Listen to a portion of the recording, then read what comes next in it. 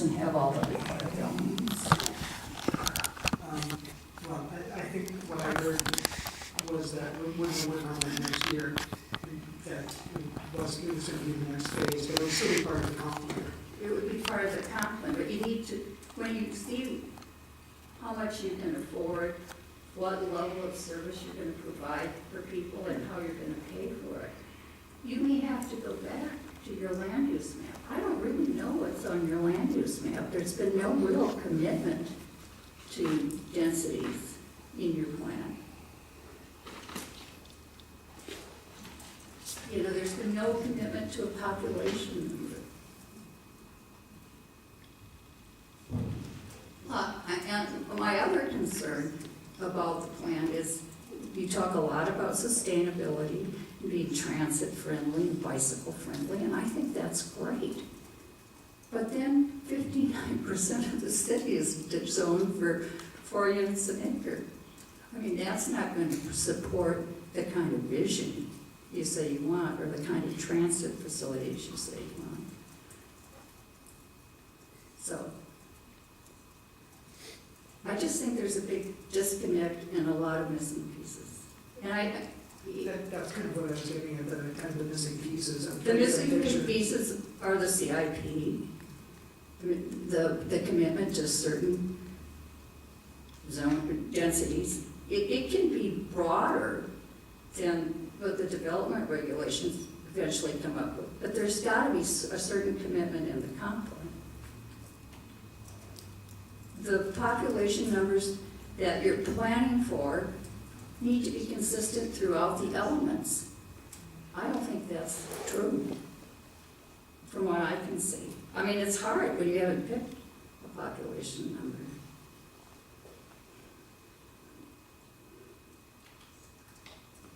So if these pieces are all supposed to, they're a puzzle, and they all have to work together and be consistent.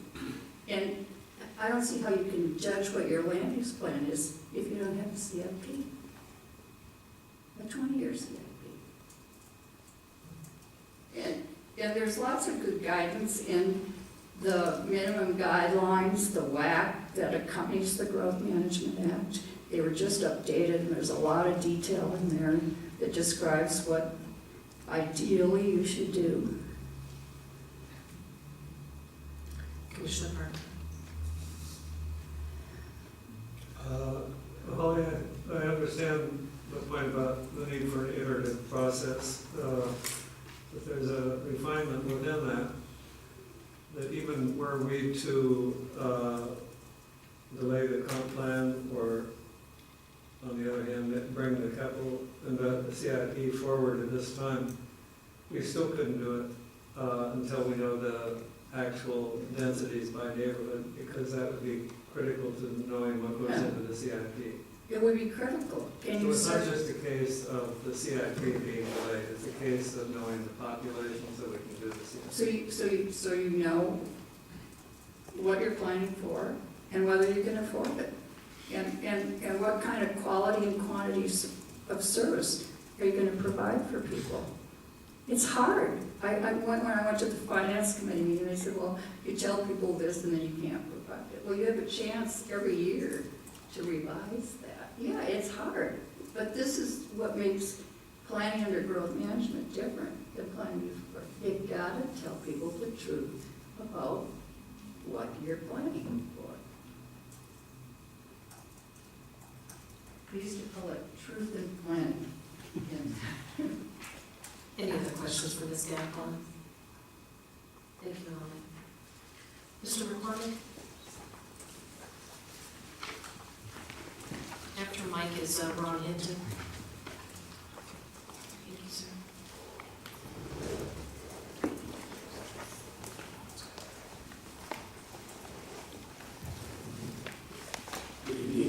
Good evening, Commissioners. Thank you for the opportunity once again to be before you. My name is Mike McCormick. I live at 2420 Columbia Street Southwest in the Capitol, South Capitol neighborhood. I have resubmitted materials that Ms. Gadbaugh and I had previously submitted. for several reasons. I am not going to go through in detail and reiterate the questions that we raised earlier. We resubmitted them because really I don't see anywhere that I can look to within the existing record where I see that they've been responded to. They've been noted, but there's no indication that the questions we've been raised have been analyzed, that any of that information has been provided to you, that you've discussed those issues, and that causes me great concern because one of the fundamental additional principles, which I think someone asked a question about, is public participation. And frankly, I'm a little bit embarrassed as a resident of Olympia and someone who is a certified planner and someone who's worked in growth management, with what I think has not been a stellar public process in this iteration of the update of Olympia's comprehensive plan. For those of you who don't know, my principal work these days is as a planning consultant, and the primary people that I work with, the jurisdictions that I work with, are jurisdictions that have been found out of compliance with growth management. I think I have a pretty good feel for what meets the goals and requirements of the Act and what doesn't. And we've earlier submitted statements to you that were concerned, Ms. Gadbois and I, that, and to quote our previous submittal, is incomplete, inadequate, and fails to meet the goals and requirements of the Act. I understand, at least I think I understand, the process that has been articulated that the city is going through. That may be well and good. That may be a good planning process, but it doesn't meet the goals and requirements of the Act. I would encourage you to strongly advocate to the City Council, it's something I will do too, to build a process targeted toward having an appropriate, thorough, complete, updated comprehensive plan and development regulations by the 2016 deadline. If you adopt new policies in this iteration, your development regulations, your capital facility plan, your housing elements, all of those things are going to need to be consistent internally amongst the plan and externally with neighboring jurisdictions. I don't think what I've seen could pass that test. And I think it's very easy for one or more citizens to raise those issues, bring a challenge before the Growth Management Hearing Board, and really further complicate the process and add significant cost to the city in responding to those challenges. I would prefer to see my city put a package in that is comprehensive, complete, thorough, well-documented, and have strong community support. I don't think the current version has any of that.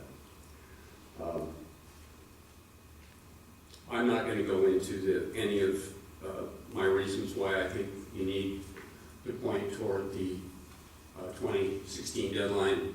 I've been over that before. It's in what I handed in. It's there for you to read. And I'd be glad to answer any questions that any of the Planning Commission members might have. Vice Chair Bean. Thanks for coming again.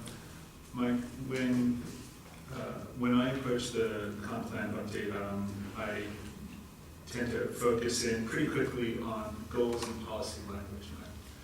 I'm keyword deep in making suggestions of edits. I'm trying to understand if there is a problem, if there's a real problem in doing that, because you kind of have to start somewhere. And so this is, if you will, for lack of a better, a phased process where we're dealing with text and goals and policies in the plan, and then working, as you heard, on the capital facilities element and other aspects of the plan as a whole. Do you have because it's not apparent to me from the work that I've been doing that, let's say for instance, we need to know X amount of people are being planned for that, you know, and here's where they're gonna go. That doesn't necessarily change, say, the city's, policy on providing sidewalks. Just, I'm trying to figure out what the fatal flaw is in sort of passing along this chunk of work, and then moving on to the things that I hear. Well, in your example, Mr. Levine, it may or may not affect your ability and your policies with regard to sidewalks. You don't know until it's been analyzed.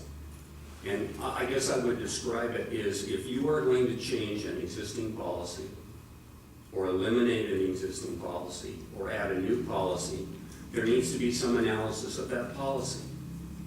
And you need to look at how it affects the other policies, the goals, the requirements under the Act. It needs to examine how it might affect other parts of the comprehensive plan.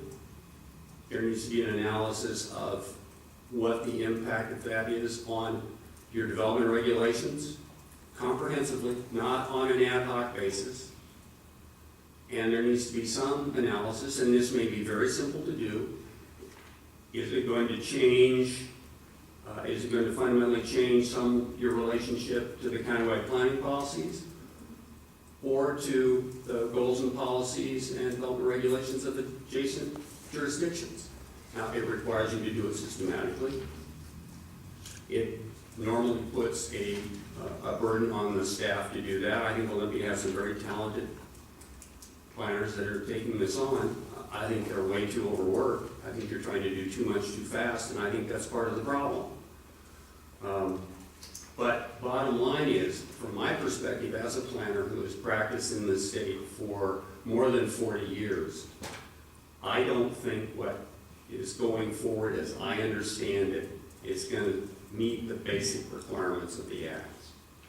And at the minimum, there needs to be an analysis saying, here's what we changed, here's what we kept the same, here are the development regulations we changed, here's our amended capital facility plan, and oh, by the way, it's not just the capital facility plan. You've got to do it for everything that has a level of service under the requirements for your impact fees. So you have to look at all of those too. And then say, yes, we now believe we are consistent because we have done this and this and this and this and this. I don't see any of that analysis. I see some very short statements about we're okay or we're going to be okay. And frankly, that doesn't meet the show your work test that has evolved as a standard in this state under the growth management with the Growth Management Hearings Board.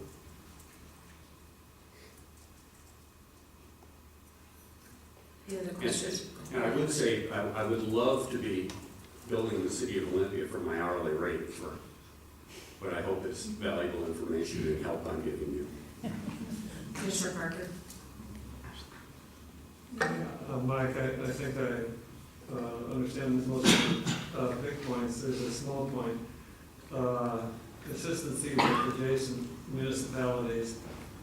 And then I think you refined it in your most recent comment. They don't have to be, well, do they have to be consistent, or do they merely need to show consideration of those adjacent They governments? need In to other be, words, the language is consistent. well, if Lacey were, this is hypothetical, to say that we want I won't use the word sprawl, but a low-density community, and Olympia says it wants a high-density, walkable community, would that be somehow in conflict with an adjacent government? It could be. Certainly is a basis for someone to challenge it. It would be a basis for one jurisdiction to challenge another jurisdiction. There are, in fact, I'm looking to Ms. Gadbois, but I think there are cases before the hearing court where one jurisdiction has brought an issue about adjacent jurisdiction as not being consistent. So there's some body of record that's been established in that regard. Yeah, early on in growth management, it was cities and counties suing each other. More and more, it's cities and cities. Commissioner Parker, any more questions? Anybody else, any other questions for Mr. McCormick? Thank you. Ron Hinton, Mr. Hinton?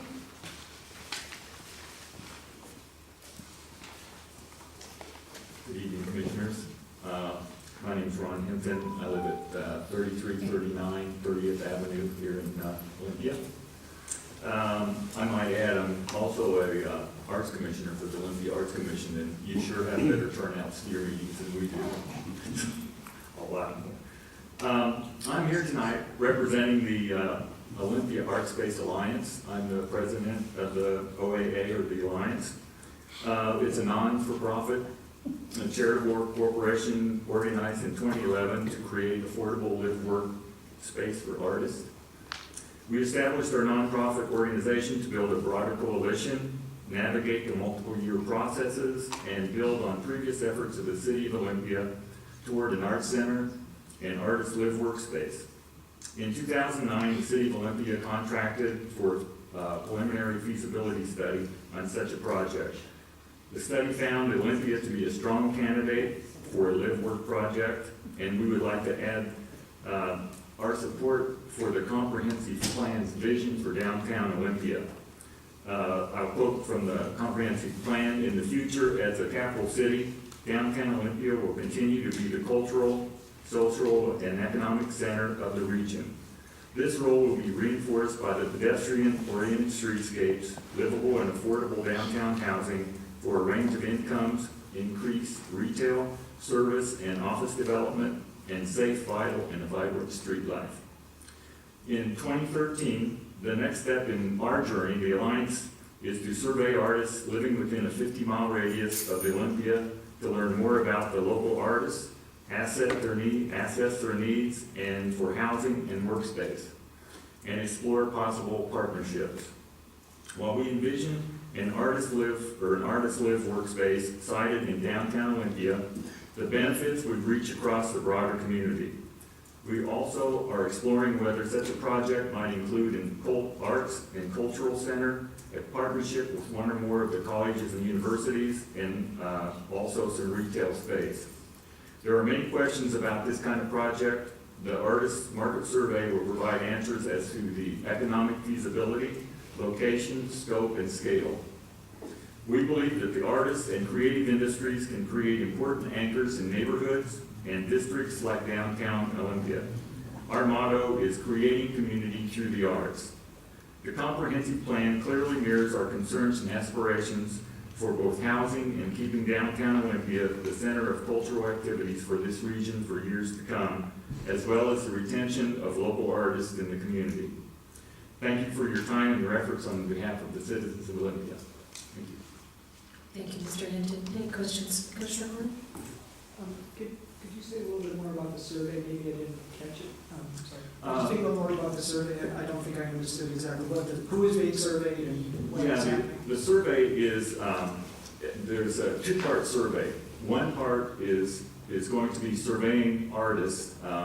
One of the things, we need to find out what we need in Olympia to build such a project, whether it's going to be just a studio workspace, or whether it's live workspace, 1 bedroom, 3 bedroom, 2 bedroom, the whole scale and scope of the project itself.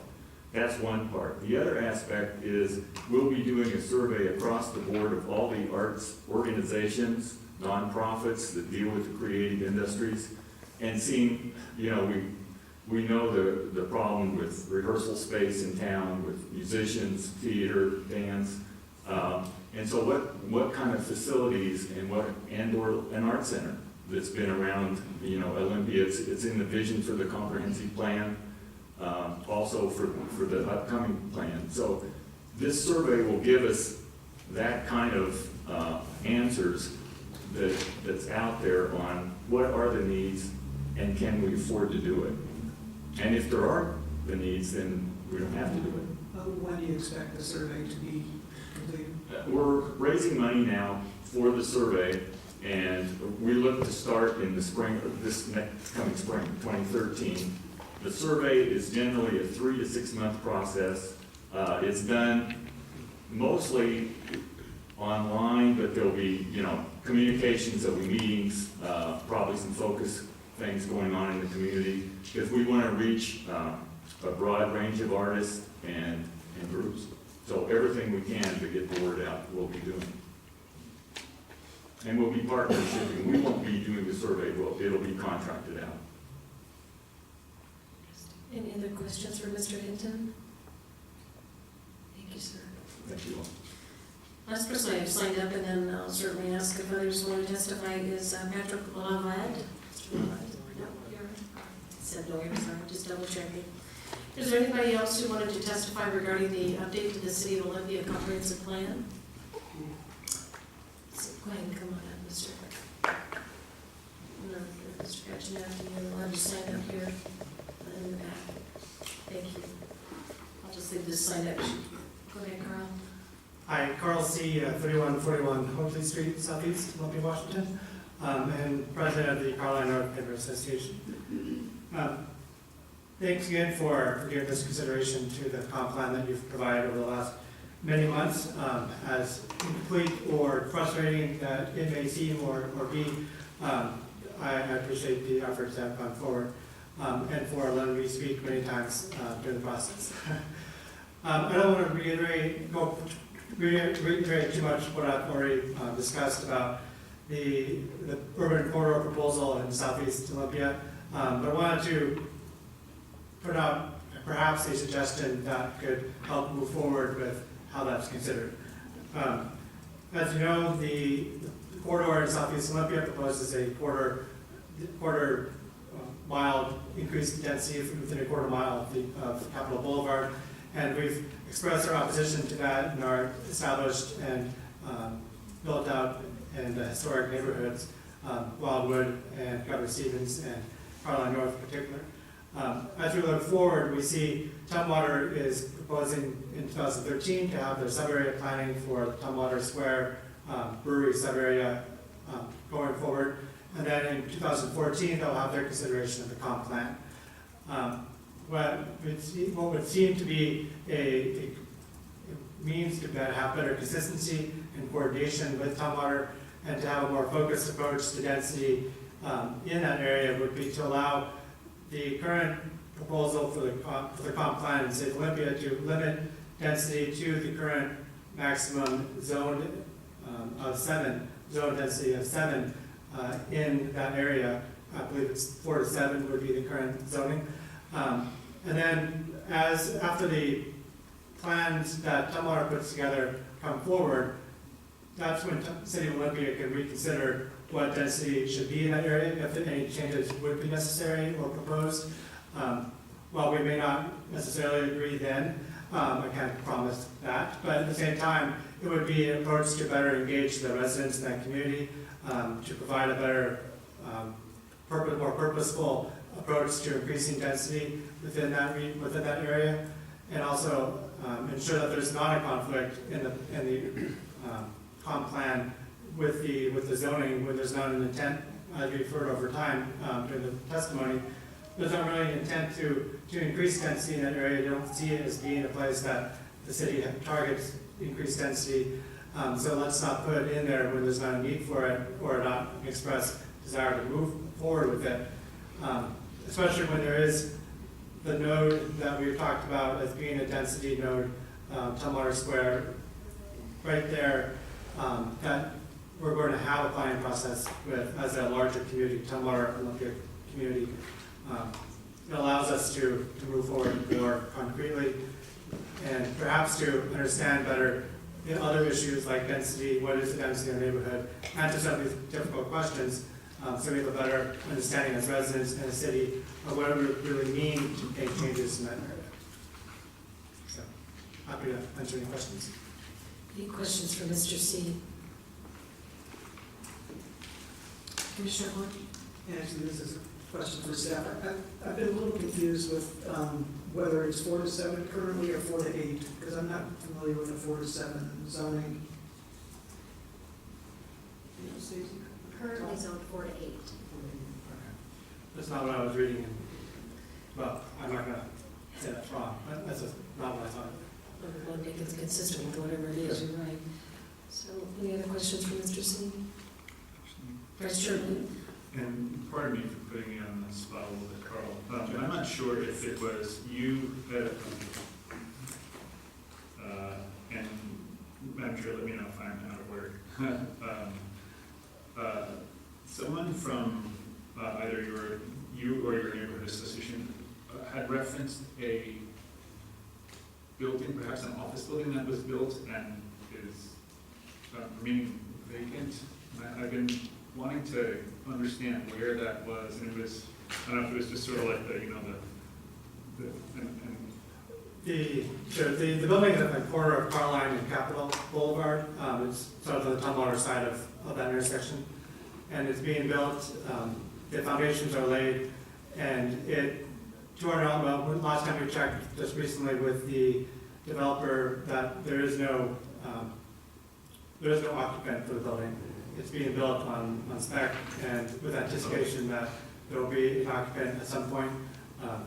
There was some confusion or misleading at the beginning, expressing that the state was interested in it, but that became clear that they were not interested in necessarily having that building. But that's been clarified, so that's the building question. It is essentially adjacent to the old Sunset Life building, if you will. Right, adjacent to that, so right on the corner of that property. Any other questions for Mr. C? Commissioner Parkman, do you have one? Thank you, Carl. Mr. Hutchin? Okay, Carl, I'll just have you sign it down here.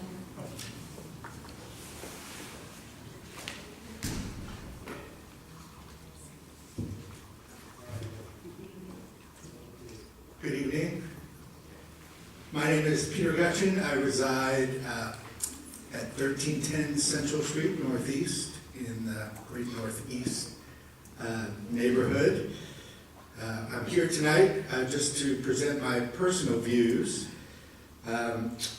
First, I want to thank, and I've read through these comments and it would take me more than 5 minutes to read them all, so I'm going to skip some of this, but I've sent them to you in writing as well. So first I want to thank you and all the public officials that have been involved in this plan update process for your hard work and service to our community. Your commitment and dedication to creating a brighter future for Olympia is appreciated. Tonight I am not here to comment on the specific policies or goals in the plan. There are many things I like about the plan, including the reintroduction of a sub-area planning process and the support the plan provides for urban agriculture and local food production. I am, as I have throughout this process, here to comment on the process. I want to take us back to November 2009, when more than 200 Olympia residents came together at the Olympia Center to celebrate the official launch of what is now a more than 3-year-long conversation about our community's future. As it says on the Imagine Olympia website, it was, quote, a fantastic beginning for our shared journey to 2013. I even still have the canvas bag that I picked up at that meeting. At this event, we were challenged to imagine what we wanted our community to become over the next 20 years. Hundreds of ideas were shared. The council members, city staff, and planning commission members who attended the event enthusiastically encouraged residents to get involved in what they promised would be a collaborative, inclusive, and fun process. The kickoff event was preceded by a set of 120 interviews of Olympia residents that were conducted in the summer of 2009. After the kickoff event, the city commissioned a phone survey by Elway Research of 400 households. These interviews and surveys were intended to learn more about what people liked and didn't like about Olympia and to help narrow the focus of the plan update. Based on all this feedback, 4 focus areas were identified, and the city held community forums to address them. Most of these forums were well attended and generated a wealth of creative and innovative ideas. I participated in some of them, and I remember how animated and excited people became as they discussed their vision for our community's future. It is after these focus groups were completed in March 2011 that I think we lost our way. It's when the city went almost silent and took almost everything in-house. It's when opportunities for citizens to meaningfully participate and engage disappeared for a bit. It's It's when all the verve, creativity, energy, and passion seemed to drain out of the process. It was not until April 2012, when the initial draft plan update was unveiled, that the community was invited back into the process. City staff had created an online document that was supposed to have captured both the pith and the passion of everything the community had shared between the summer of 2009 and the spring of 2011 about their vision for Olympia's future. I remember getting lost and disillusioned as I tried to discover if and how my ideas and the ideas of others who had contributed their time, talents, and expertise had been used to shape the April draft of the plan update.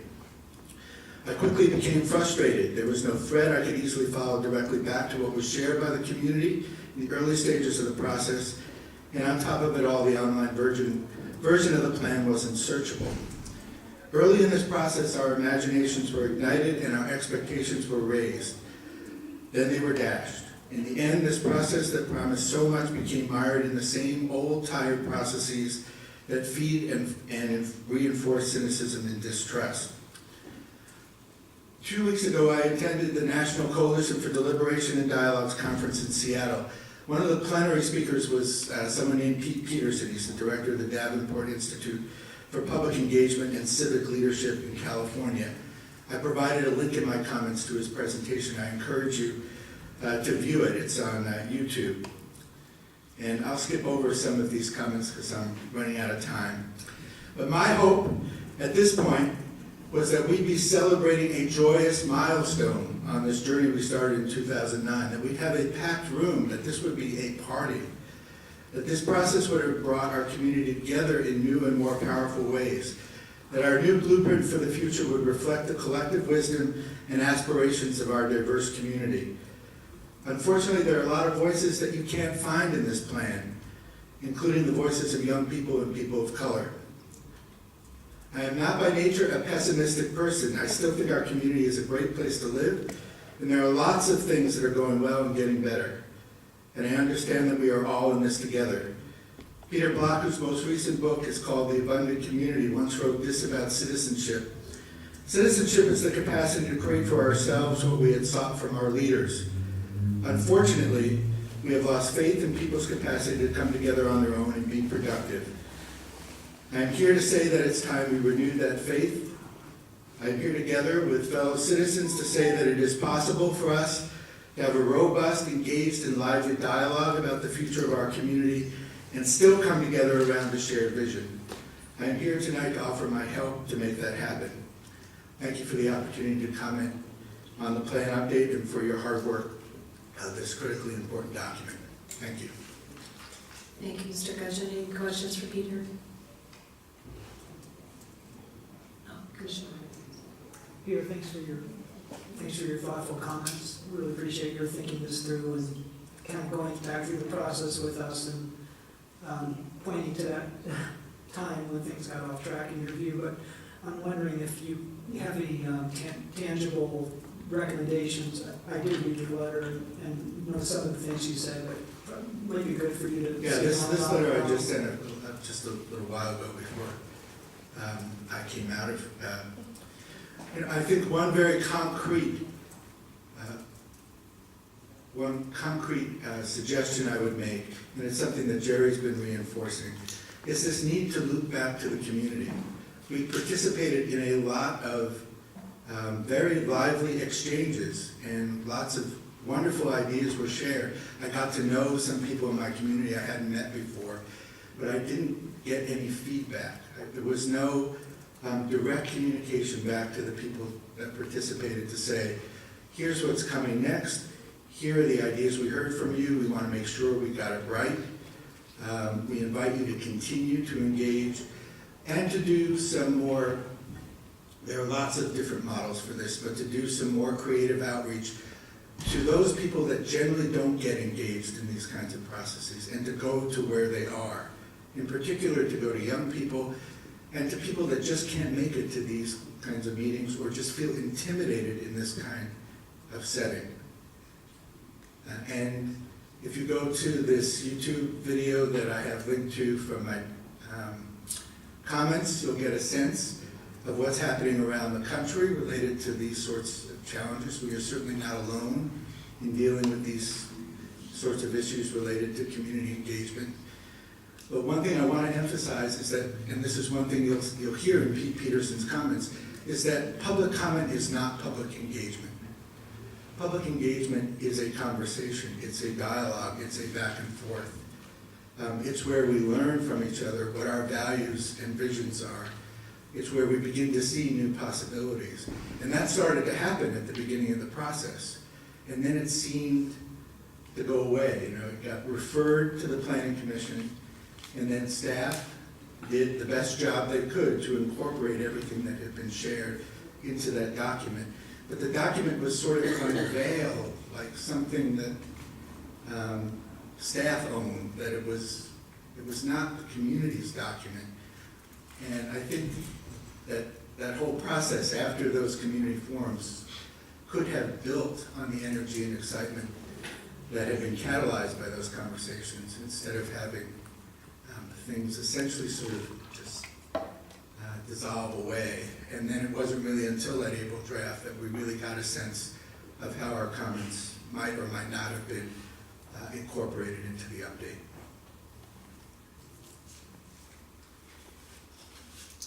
Thank you, Peter. Commissioner Parker?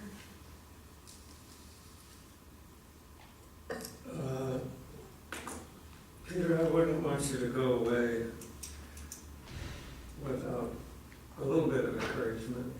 I may be out of line here, but as far as the sequence goes, but I know that some people will be leaving when we take our break. There is a bit of promising news based on the comments of Karen Mesmer, the Land Use and Environment Committee on Thursday. She made many of the same points about feedback and the inability to see what was done with her comments, and I think Mr. McCormick made the same point. And I understood that there was a commitment at that meeting by the planning director to prepare a comment response document. Well, that I think would be a good first step in the right direction in terms of rebuilding the relationship with the community around these kinds of important conversations and processes. Vice Chair Levine? Peter, I hadn't read your letter, but if the mention of Pete Peterson and that link is in there, I'm not. Well, this is a letter, these are different comments than I submitted back on October 15th. I apologize for being a broken record about these particular points, but I think it's really critical to our community's future to make improvements in the way that we are able to come together as a community, resolve difficult issues, take action, and make our community a better place to live. I think we continually go back through, we have experienced the failure of public process over and over again. And there's nothing more expensive than bad process. You know, we force citizens to the courts, to the ballot box, to resolve issues we should be able to resolve together as a community. So, and then you had referenced Pete Peterson, and he's from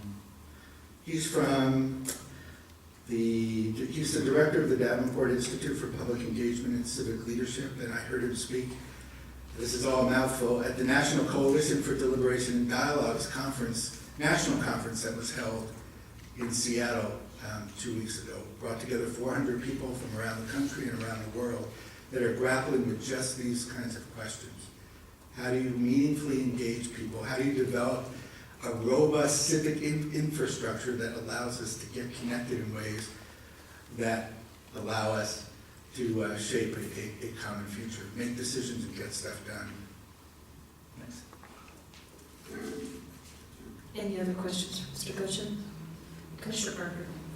Yeah, just a clarification. Did you say that the Pete Peterson link was not in the October 15th submission? No, it's in a submission, something I submitted earlier today.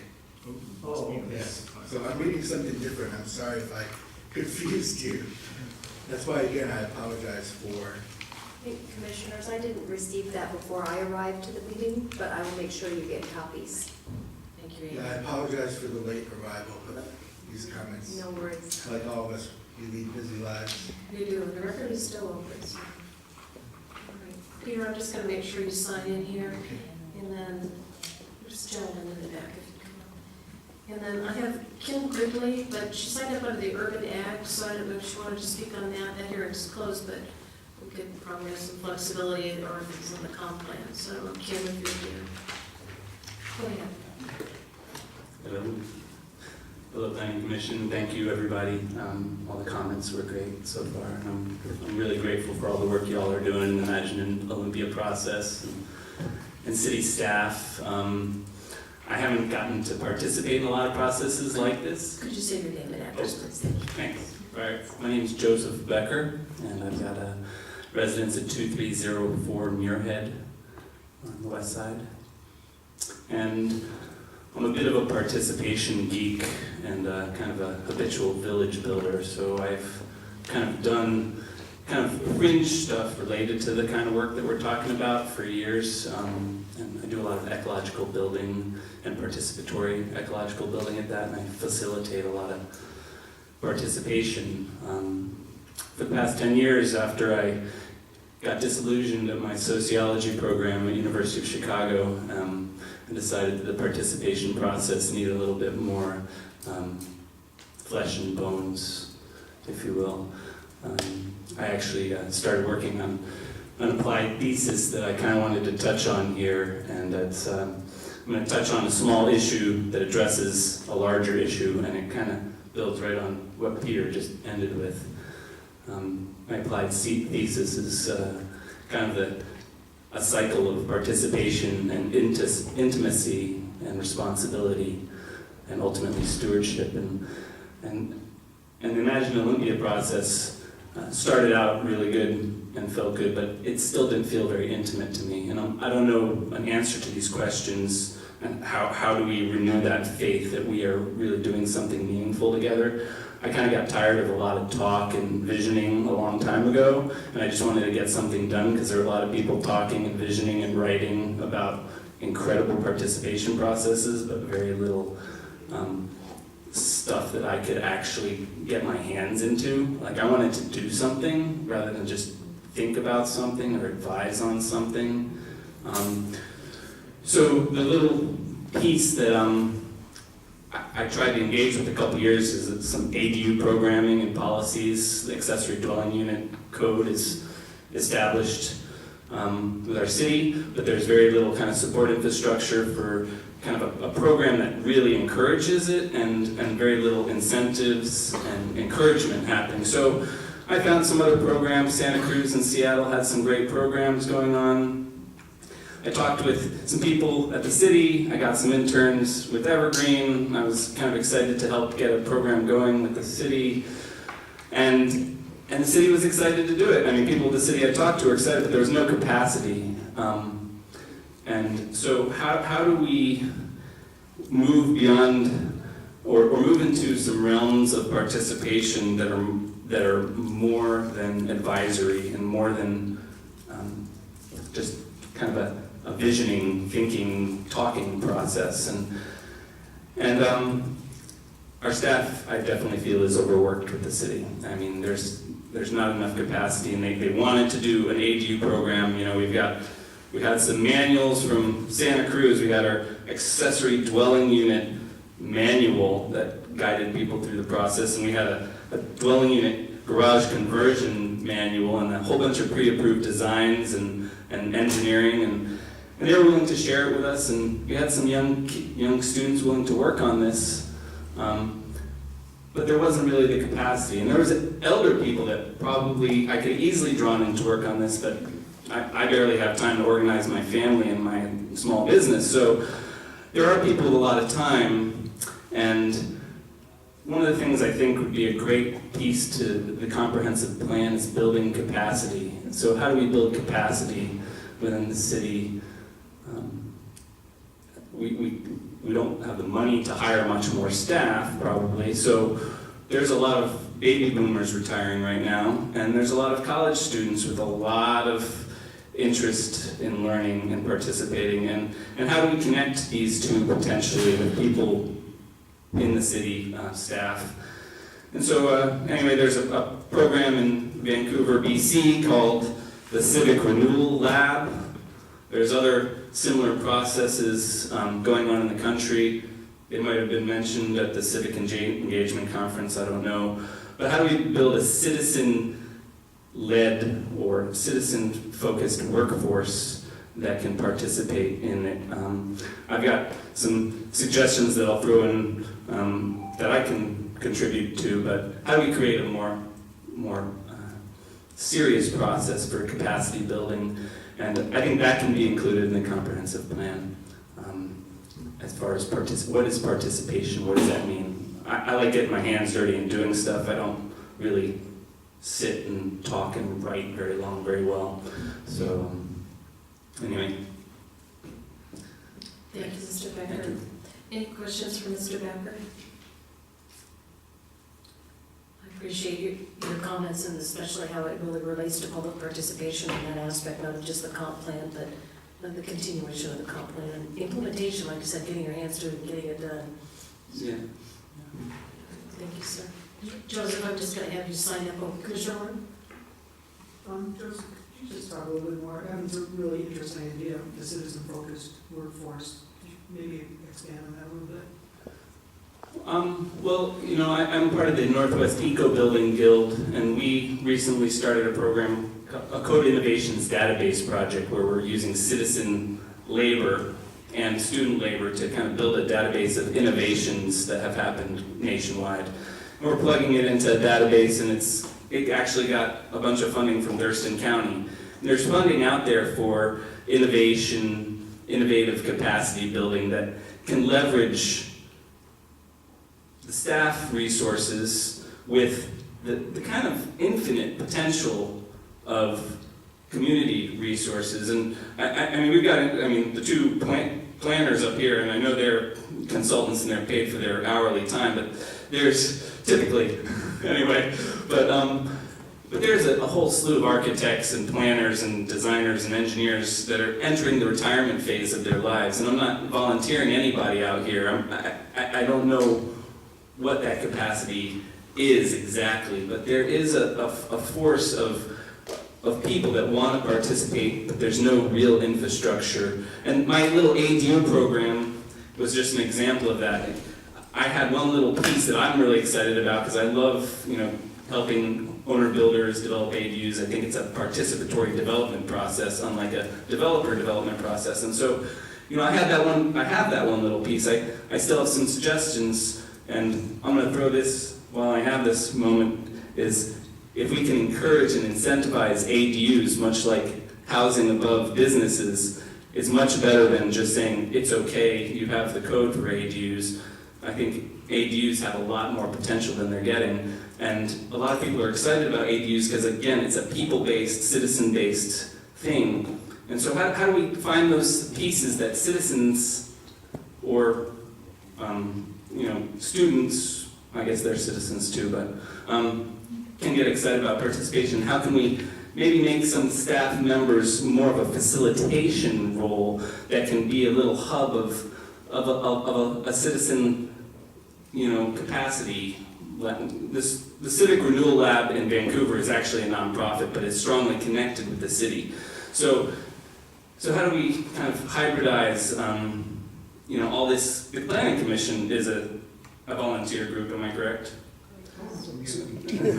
So there's a lot of, I read on site, there's a lot of advisory boards that are volunteer, and they're very well supported and attended as far as I can tell.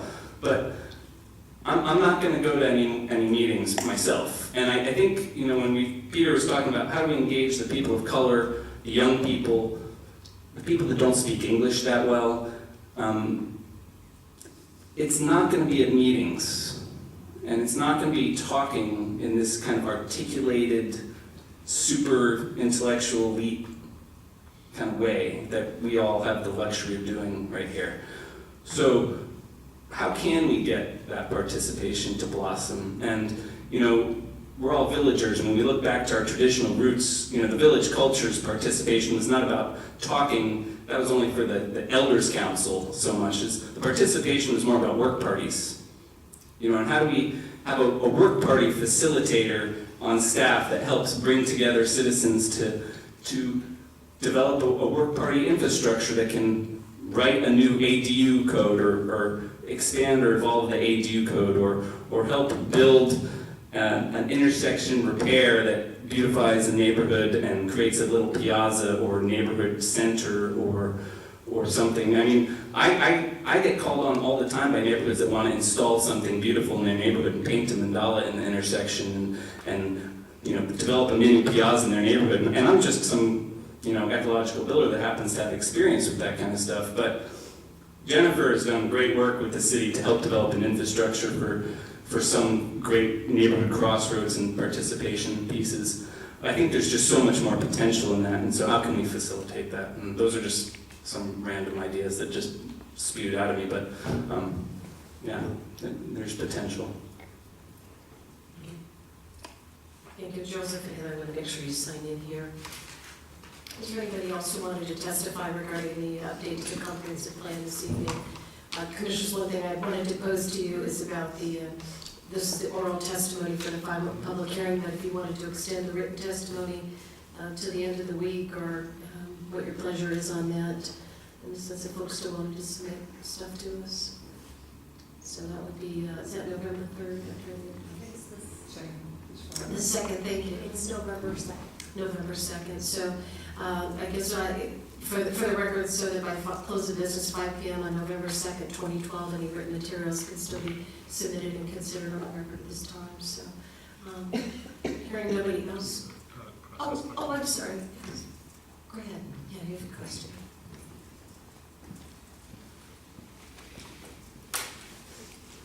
Go ahead and introduce yourself.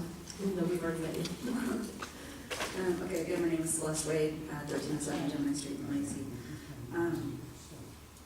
Kind of on a similar note to what Joseph was saying, but bringing it back around to the urban agriculture point of view. One of the things that I'm working on in Lacey, I think Olympia, with what I've seen of the comprehensive plan, I haven't had a chance to read through the entire thing, is that you want to create a lot of small neighborhood spaces, and you want to integrate, have the neighborhoods be